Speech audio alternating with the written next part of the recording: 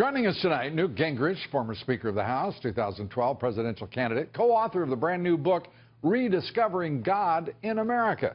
Great to have you with us, Newt, and good luck with the book. And we recommend it highly.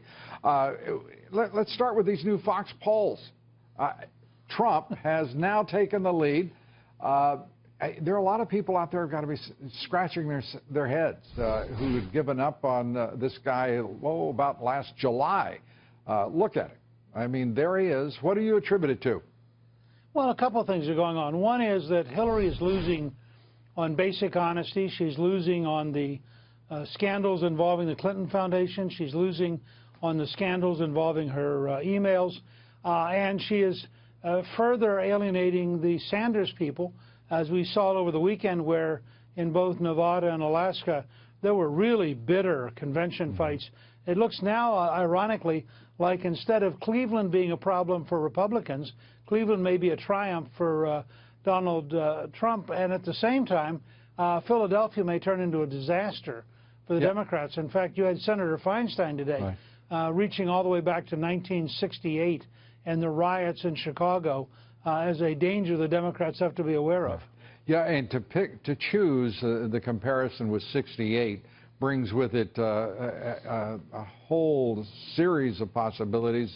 For her to make that comparison, she must be expecting terrible things for the Democratic Party. I know you're not particularly distressed over that vision, but the reality here for Trump is that he's moving ahead. He's improving his unfavorables, his negatives.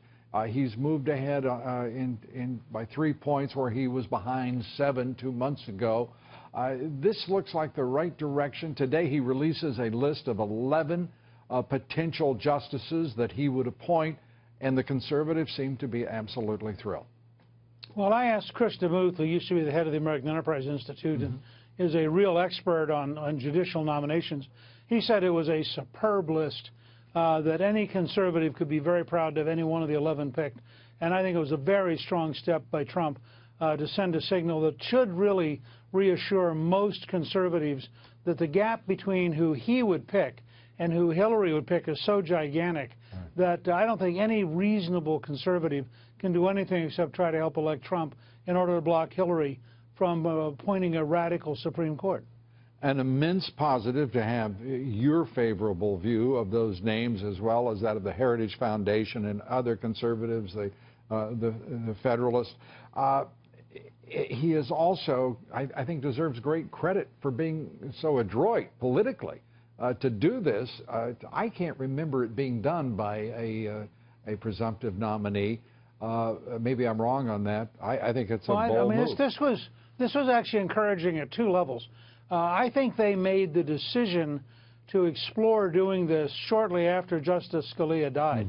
And I think that they did it very methodically. They worked from people from the Federalist Society and elsewhere.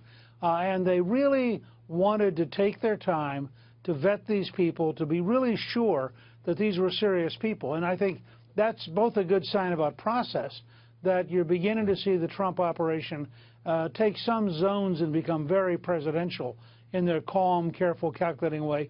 At the same time, of course, he's going to remain Donald Trump. I mean, he's going to be slightly wild, very aggressive, and I think that he's not going to pull any punches.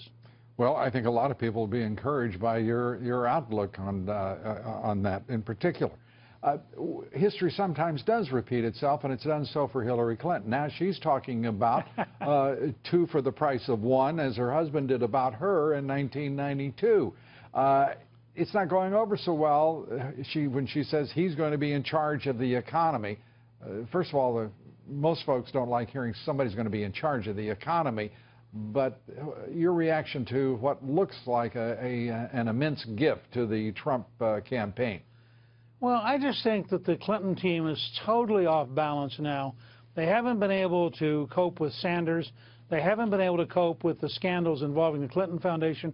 They haven't been able to cope with the scandals involving her emails. She's not a very good candidate.